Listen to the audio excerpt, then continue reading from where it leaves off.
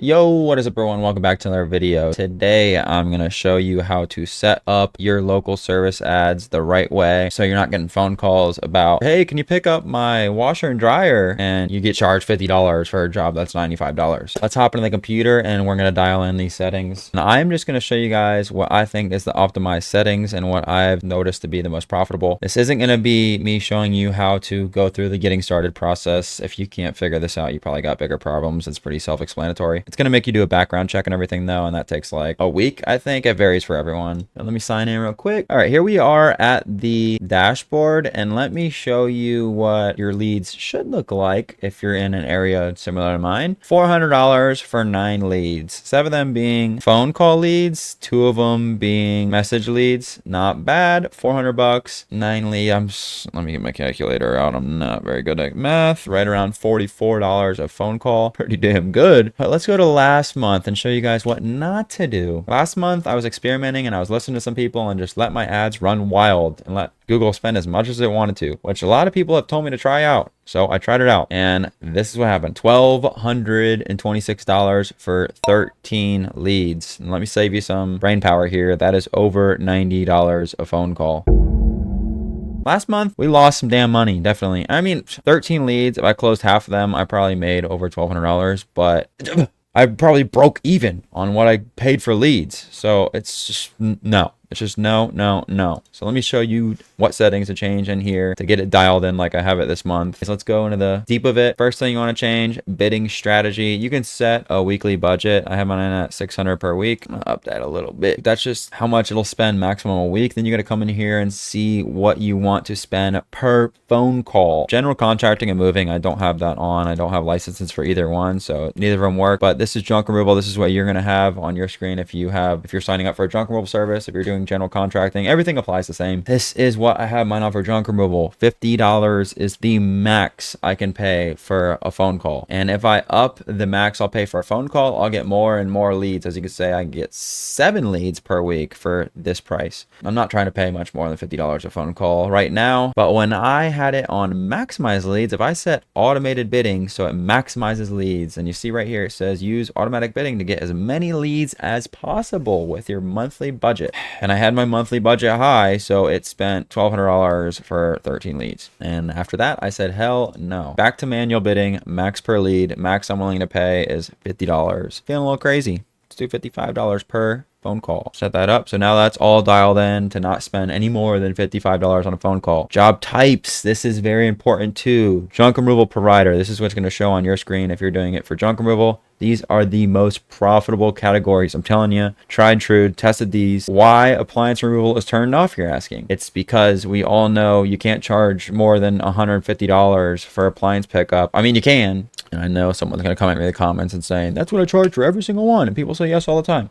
Good for you, but it doesn't work over here. And when I had this on, I had people call all the time for appliance removal and say, hey, I got a washer. Hey, I got a dryer. Hey, I got a refrigerator. And I say 95, 125, whatever. And they 90% of the time would say no, and I got charged for that lead. And even when they did say yes, it's only a 90, at most $150 job, and I paid $50 for the phone call, so it's not worth it. Donation pickup. Why this one's turned off is because people will look up donation pickup, literally that word, and that's the category name. So you're going to come up at the top and they're going to call you and say, hey, can you pick up my furniture for free because you're a donation pickup?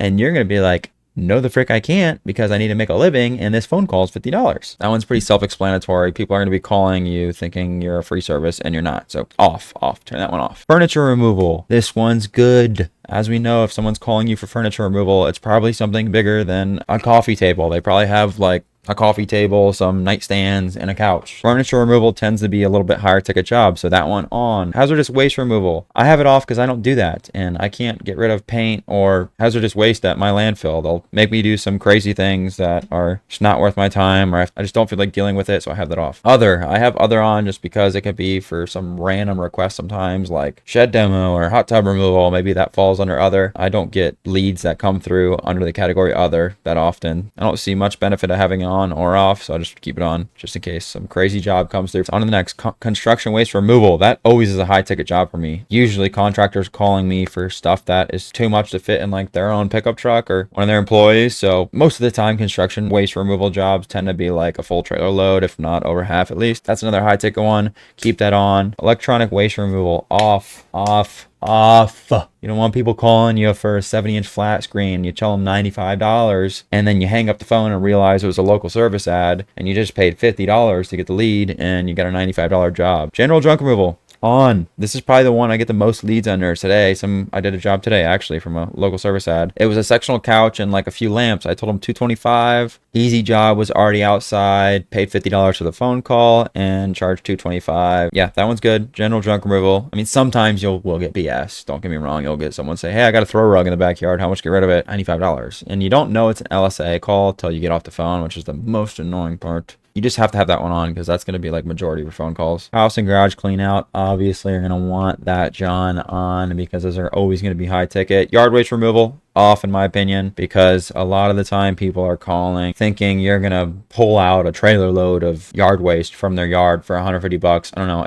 I get a lot more no's than yeses when it comes to yard waste debris. I'm just keeping the best ones on so I can be as profitable as possible, which is furniture removal, other construction waste removal, general junk removal, house garage clean out. Another thing, photos. You want to have photos that are pretty self-explanatory what your business is. So if someone sees that and they're like, oh, that's not what I'm looking for, they don't call you and waste your time, and it just makes you look more professional. Location. Obviously, this is an important one. You want to have the location set to where you're working. You don't want to be getting phone calls that are an hour away from where you work. Oh, that's another thing I forgot to mention. If you're getting phone calls that are complete BS still, because you will. Some old lady that has dementia will call you and think you're a pool service. Once you explain to her you're not, and she gets off the phone, you realize it was a local service ad. You just have to go back into here and report it as the wrong business category. Or you also get sales calls. That's another thing. Like, you'll just have calls come through that aren't for work or for the right business, and you can report them to Google and let Google know, hey, this was someone looking for a different service that I don't provide, or this was a sales call or spam call. And Google is pretty good about it. They'll respond usually pretty dang quick and give you a credit back, at least approve it, and then you'll get a credit back. So make sure you do that if you are getting a bogus phone call still. Trust me, those old people get lost sometimes and call everyone on the internet. Service areas, make sure that's set up right wherever you work, and then business hours, set that up so you don't have people calling you in the middle of the night, and then turn your ad on. You're ready to go. Those are the best settings for local service ads in my opinion. And for junk removal, if you have a question, if you think I missed something, just ask it below. I try to answer as many questions as I can. If you got any value out of this video, please hit like and subscribe, and I will see you guys in the next video. Peace.